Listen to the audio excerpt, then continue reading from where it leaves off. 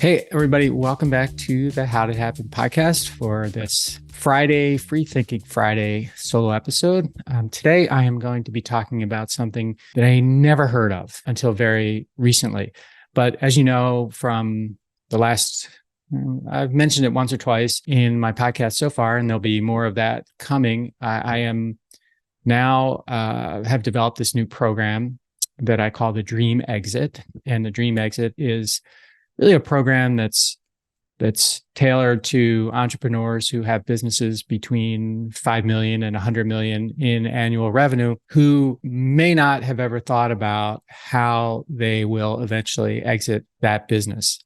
And I put this together because what I've seen, both in, certainly in my own experiences and the experiences that I've had with other entrepreneurs, is that the thinking process about what it takes to have what I call the dream exit, and I'll define what that is, really doesn't occur. And what normally ends up happening is an offer will come along to the entrepreneur for a business, and they're totally unprepared for it, but they have an offer and think it's a good offer, and they start down the path and they think that they're going to, one, get through, the process with a sophisticated buyer on the other end and get a deal that is in their maximum interest. And two, they don't think much about what happens after this thing that I haven't prepared for actually closes, and I no longer have the business and I have to figure out what to do next. So in my world, and I'm going to bring this around to why this topic is so interesting to me, the dream exit is two things. It is the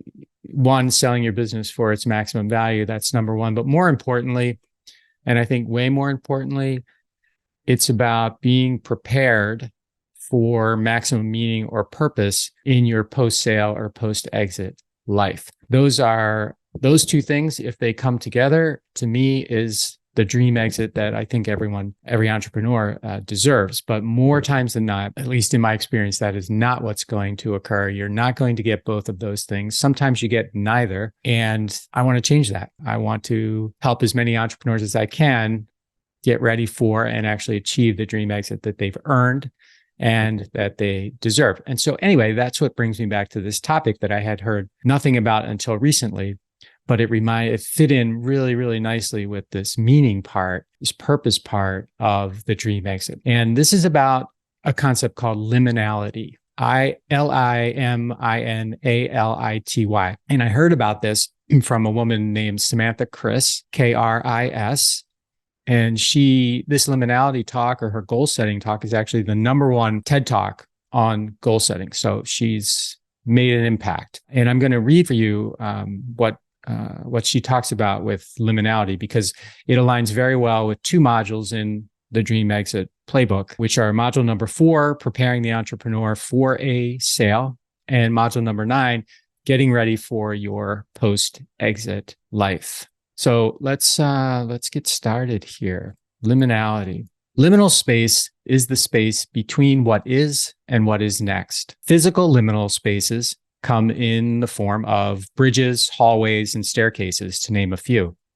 Their sole purpose is to help you transition from point A to point B. Emotional, metaphorical, and even spiritual liminal spaces serve the same purpose and represent the crossing of a new threshold from who you are to what you are becoming. This is something leaders have long felt, but seldom have had a name for. And I'll add, seldom have done much real thinking about. Liminal is derived from the Latin word limen, or limen, meaning threshold. It's a period of ambiguity, disorientation, and potential creativity as the normal limits to thought, self-understanding, and behavior are relaxed or suspended. Ways to lean into liminality, navigating liminal space, will never feel easy, because each time you step into it, you are a different version of yourself crossing into a new threshold. But I have learned, this is she speaking, but I have learned a few ways to lean into liminality with a little more ease. And here are those things. Number 1, get clear on your values. Your values serve as your internal compass. And while you may not always know where you're going, you can always know you're going in the right direction. Number 2, keep your ego in check. And this is a big one. Your ego is going to want to defend the thoughts, opinions, decisions, and beliefs of your current self. When you find yourself resisting change, ask yourself if it's because it conflicts with your values or your ego. Most of the time, it's the latter. Until you outsmart your ego will always win. And I will add that there's one of my favorite writers, his name is Steven Pressfield. And Steven Pressfield has several books where he talks about this thing called resistance, which is what Samantha mentions there, and how powerful it is at keeping us from doing the things that we know we are able to do. So might be worth checking out Steven Pressfield to get his thoughts on resistance and how to overcome it, which I think is really, well, I think he has a very unique way of framing it up and helping you figure out how to work through resistance and resisting change. Number 3, remember that possibility propels change. Uncertainty triggers fear, and when we operate from a place of fear, we are often closed to new ideas and experiences. Your growth and the growth of the communities you serve will be stifled unless you remain open to possibility and have the courage to do things differently. Be open, have the courage. Number 4, know that you are not your experiences. Liminal spaces will prompt a great deal of self-reflection. This is not an invitation to fall victim to blame, shame, and guilt. This is an opportunity to learn from your decisions and carry the lessons through to the next chapter of your story. Number 5, don't rush the process. Waiting to speed through liminal spaces defeats the purpose. Trust me, I've tried. This is her speaking. Take your time. I should say I've done that too. Take your time and explore what comes through when you actually give yourself space to be just you without forcing any answers. See what your ideas, emotions, observations, and questions reveal about who you are becoming and what you want for your future.